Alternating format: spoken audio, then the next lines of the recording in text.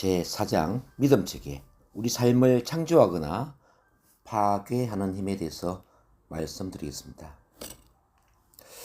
비정하고 잔인하며 알코올과 마약 중독자였던 그는 자살 기도도 여러 차례 했습니다.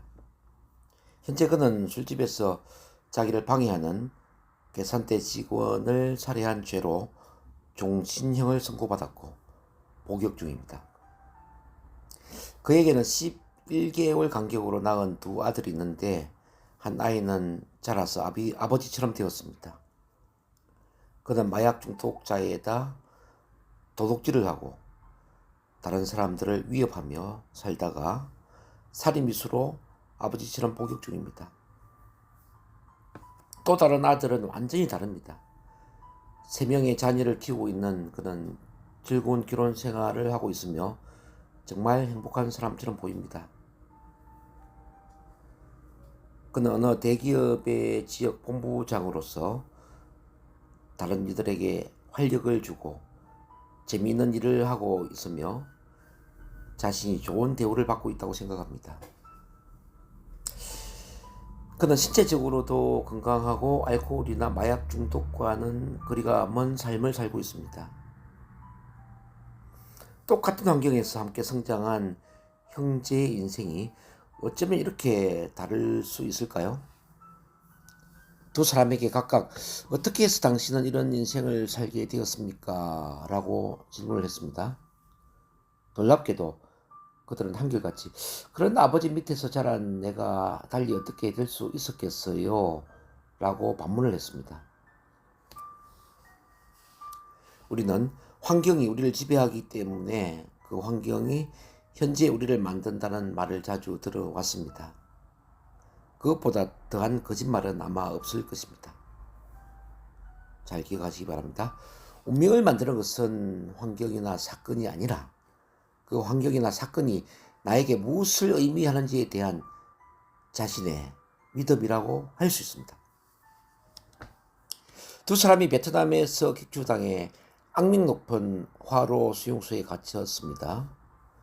격리 수용된 그들은 사슬에 묶인 채 정보를 대라고 고문을 당했죠. 두 사람은 같은 학대를 당했지만 자신의 경험에 대해 상반된 믿음을 갖게 되었습니다.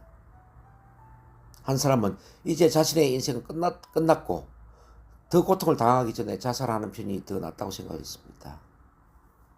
그러나 또 한 사람은 이런 끔찍한 사건으로 자신의 동료 그리고 창조주에 대해 예전보다 훨씬 더 깊은 믿음을 갖게 되었습니다. 제럴드 커피 대위는 자신의 이런 경험을 활용해 전 세계에 있는 모든 사람들에게 어떤 고통이나 도전 또는 어떤 문제라도 이겨내는 인간 정신의 힘을 일깨워 주었습니다. 이제 이런 살로 접어드는 두 할머니는 서로 다른 생각을 가지고 있었습니다. 한 사람은 인생의 끝으로 가고 있음을 알고 있었습니다. 그녀에게 70년이라는 의미는 틀림없이 몸이 망가진다는 뜻이었고 더 망가지기 전에 당장 애인을 구하는 것이 좋겠다고 생각했습니다. 또 다른 할머니는 능력은 나이에 관계없이 믿음에 달렸다고 생각하고 자신에 대한 더 높은 기준을 설정했습니다. 그 할머니는 등산이 그 나이에 하기 좋은 운동이라고 생각했습니다. 다음 25년 동안 그녀는 새로운 탐험에 몸을 바쳐 실력을 쌓으면서 세계에서 가장 높은 산들을 정복했습니다. 지금 90대의 홀다 크록스 할머니는 후지산에 오른 최고령자가 되었습니다. 운명을 결정짓는 것은 환경이 결코 아닙니다. 운명은 인생에서 벌어지는 사건에 달린 것도 아닙니다. 그 사건을 어떻게 해석하는가에 달린 것이죠. 그것이 오늘의 나와 내일의 나 자신을 만드는 것입니다. 믿음이라는 것은 기쁨 속에 공헌하며 살거나 불행과 황폐함으로 사는 차이를 만들어냅니다. 믿음은 영웅이 되게 하거나 삶을 자포자기하게 만들기도 합니다. 여러분, 우리의 믿음은 어떻게 만들어질까요? 믿음은 무엇이 고통스럽고 무엇이 즐거운 것인지를 알려주는 안내자라고 할 수 있습니다. 무슨 일이 일어나든 우리의 두뇌는 두 가지 질문을 하게 됩니다. 이것은 고통인가? 즐거움인가? 이 고통을 피하기 위해 또는 이 즐거움을 얻기 위해 무엇을 해야 하는가? 이 두 가지 질문에 대한 해답은 믿음 위에 기초를 하고 있고, 믿음은 무엇이 고통과 즐거움으로 연결되는지에 대해 우리가 배운 일반론에 의해 결정이 될 수 있을 것입니다. 이런 일반론이 모든 행동을 결정하고 따라서 인생의 방향과 질을 결정짓게 됩니다. 일반화는 매우 유용할 수 있습니다. 그것은 단순히 비슷한 유형들을 파악하는 것입니다. 예를 들어서 문을 어떻게 열 수 있을까요? 우선 문 손잡이를 바라봅니다. 그리고 비록 처음 보는 것일지라도 손잡이를 왼쪽이나 오른쪽으로 돌리면 아니면 밀거나 당기면 열릴 것이라고 확신합니다. 이것을 어떻게 확신하게 될까요? 과거에 문을 열어본 경험이 확신을 만들고 그 후에도 똑같이 하게 되는 근거를 제공하게 되는 것입니다. 이런 확신이 없다면 집을 나갈 수도 없고 자동차를 운전할 수도 없습니다. 전화를 쓸 수도 없으며 매일 하는 수많은 일도 해낼 수 없을 것입니다. 일반화는 삶을 단순화시키고 정상적인 기능을 할 수 있도록 도와주게 됩니다. 불행하게도 복잡한 상황을 일반화시키는 것은 문제를 지나치게 단순화시킬 수도 있고 때로 제한된 믿음을 만들어내기도 합니다. 살아가면서 몇 번쯤은 하던 일에 끝을 보지 못하고 실패한 적이 누구나 있을 것입니다. 그런데 우리는 그것을 기초로 자신이 무능하다는 믿음을 만들어냅니다. 일단 이 믿음이 진실이라고 믿기 시작하면 자기 본위의 예언에 사로잡히게 됩니다. 우리는 끝까지 해내지도 못할 텐데 왜 해?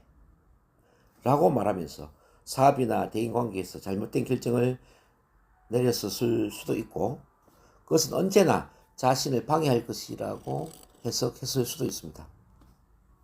아니면 학교에서 다른 아이들처럼 빠르게 배우지 못한다고 생각하고 자신의 학습 방법이 잘못되었다는 생각은 하지 않고 대신 자신이 학습 장애자라고 판단했을지도 모릅니다. 이처럼 지나친 일반화는 심한 오해나 편견을 불러일으킬 수도 있다는 이야기입니다. 여러분, 믿음이 문제가 되는 까닭은 자신이 누구인지 어떤 능력을 가지고 있는지 결정을 하는 데 있어서 한계를 걷기 때문입니다. 대부분의 믿음은 고통과 즐거움의 경험에 대한 자신의 해석에 기초한 과거에 대한 일반론이라는 것을 기억할 필요가 있습니다. 여기에는 세 가지 문제가 있는데요. 첫 번째는 우리는 대부분 자신이 무엇을 믿게 될지 의식적으로 결정하는 것이 아니라는 사실입니다. 자, 두 번째는 우리의 믿음은 자주 과거의 경험에 대한 잘못된 해석에 기반을 두고 있다는 사실이죠. 세 번째는 일단 믿음을 갖게 되면 그것이 단지 해석의 문제일 뿐이라는 사실을 잊어버린다는 사실입니다. 예, 우리는 이런 믿음을 마치 현실인 것처럼 마치 성서인 것처럼 여기기 시작합니다. 대부분의 사람들은 오랫동안 갖고 있던 믿음에 대해 의문을 갖지 않습니다. 만일 어떤 일을 하게 될 때 그것을 왜 하는지 다시 한번 생각하게 된다면 인간은 그냥 제멋대로 움직이는 동물이 아니라는 것을 알 수 있을 것입니다. 우리의 모든 행동은 믿음의 결과라고 할 수 있습니다. 우리가 무엇을 하든 궁극적으로 그것이 즐거움을 가져다 주거나 고통을 피하게 해준다고 생각하는 의식적인 또는 무의식적인 믿음에서 나오는 것이죠. 만일 장기간 지속적인 행동 변화를 원한다면 자신이 얽매여 있는 기존의 믿음을 바꾸셔야 합니다. 믿음은 파괴와 창조의 힘을 다 가지고 있습니다. 인간은 어떤 것도 할 수 있는 놀라운 능력을 지녔고 자신을 약하게 만드는 의미나 자신을 구할 수 있는 의미도 만들어낼 수가 있습니다. 어떤 사람들은 고통을 겪고 나서 이렇게 말을 하게 됩니다. 다른 사람들이 나 같은 고통을 당하지 않도록 도울 거예요. 저는 강간을 당했지만 다른 사람들이 그런 상처를 받게 내버려 두지는 않을 것입니다. 또는 이렇게 말을 할 수도 있겠죠. 저는 아들과 딸을 잃었습니다. 이제 저는 세상을 발전시키는 사람이 될 것입니다. 예. 그들은 이런 믿음을 선택해서 더 힘찬 인생을 살아갈 필요가 있기 때문에 그렇게 한 것이라고 할 수 있습니다. 우리 모두는 자신에게 용기를 주는 의미를 창조할 능력이 있지만 많은 사람들이 그것을 찾지 못하거나 그럴 수 있다는 사실을 눈치채지도 못합니다. 만일 표현도 못할 정도로 끔찍할 비극을 겪으면서 이런 일이 생기는 데는 반드시 어떤 긍정적인 이유가 있을 거라는 믿음을 가지지 않는다면 스스로가 진정한 삶을 살아갈 만한 자생 능력을 파괴하는 것입니다. 저는 나치의 끔찍한 아우슈비츠 수용소에서 살아남은 정신과 의사 빅터 프랭클에 대한 이야기를 해드리고 싶습니다. 빅터 프랭클은 그곳에서 인간은 가장 고통스러운 경험 속에서도 긍정적인 의미를 찾을 수 있다는 사실을 발견했습니다. 빅터 프랭클은 그 생지옥 속에서 살아남은 사람들에게서 한 가지 공통점을 발견했는데요. 이 그들의 끔찍한 고통을 겪는 그 상황 속에서도 포기하지 않고 살아갈 수 있는 용기를 북돋아주는 의미를 부여함으로써 살아남을 수 있었다는 사실입니다. 그들은 그 큰 고통을 당하고도 살아남아 다른 사람들에게 자신들의 이야기를 전해줌으로써 다시는 그 누구도 이런 고통을 겪지 않게 할 수 있을 거라는 긍정적인 믿음을 갖고 있었습니다. 자, 믿음은 감정이나 행동에만 영향을 끼치는 것은 아닙니다. 그 믿음은 신체까지도 변화시킬 수가 있습니다. 저는 예일 대학의 교수이자 베스트셀러 작가인 버니 사겔 박사를 만나서 믿음의 힘에 대해 들을 수가 있었습니다. 이 시겔 박사는 다중인격장애 환자들을 대상으로 한 연구에 대해 알려주었습니다. 놀랍게도 그 환자들이 다른 사람이 되었다는 믿음이 두뇌 신경에 긴급 명령을 내려서 체내 생화학 변화까지 만들어내었습니다. 그것은 누구든지 객관적으로 충분히 관찰하고 측정할 수 있는 사실이었습니다. 그들의 몸은 조사원들이 보는 앞에서 변형을 일으키기 시작하여 순간적으로 완전히 다른 사람이 되었음을 보여주었습니다. 연구조사 보고서는 그들이 갖고 있는 정체성이 바뀌면서 환자들의 눈 색깔이 바뀌거나 몸에 흉터가 없어졌다 다시 나타나는 등의 놀랄만한 현상을 알려주고 있었습니다. 심지어는 당뇨병이나 고혈압 같은 질환도 자신의 정체성에 대한 믿음이 바뀌면서 사라졌다가 다시 나타나곤 했습니다. 자, 믿음은 체내에서 작용하는 약의 효과까지도 바꿀 수가 있습니다. 사람들은 대체로 약이 병을 치료한다고 믿지만 심리 면역학, 이른바 심신상환관계에 대한 과학이라는 새로운 과학 연구에서는 많은 사람들이 수백 년 동안 궁금해왔던 것을 입증하기 시작을 했습니다. 질병과 치료에 대한 우리의 믿음이 치료 효과만큼 혹은 그 이상의 작용을 한다는 것입니다. 하버드 대학의 헬기 피처 박사는 치료 효과에서 큰 차이를 만들어내는 것은 환자의 믿음인데도 약의 효과 때문이라고 생각한다는 사실을 입증하는 대대적인 연구를 수행했습니다. 이것을 보여주는 한 예는 두 가지 새로운 약에 대한 효과를 시험하기 위해 100명의 의대생들이 참여했던 첫 실험에서 찾을 수가 있습니다.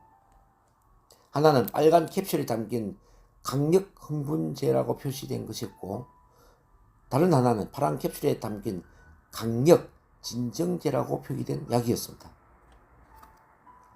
그러나 학생들에게는 알리지 않고 내용물을 서로 바꾸었습니다.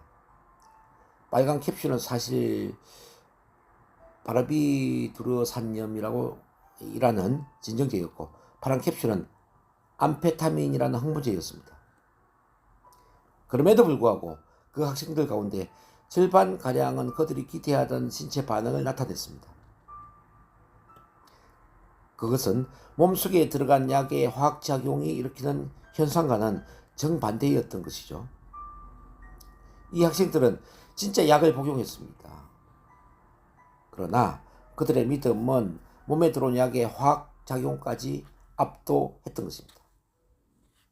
나중에 비츠 박사가 이야기했던 것처럼 약의 유용성은 약의 화학적인 내용물뿐만 아니라 그 약의 유용성과 효과에 대한 환자의 믿음이 만들어낸 직접적인 결과이다 라고 말을 했습니다. 노먼 커전스는 이렇게 이야기를 했습니다.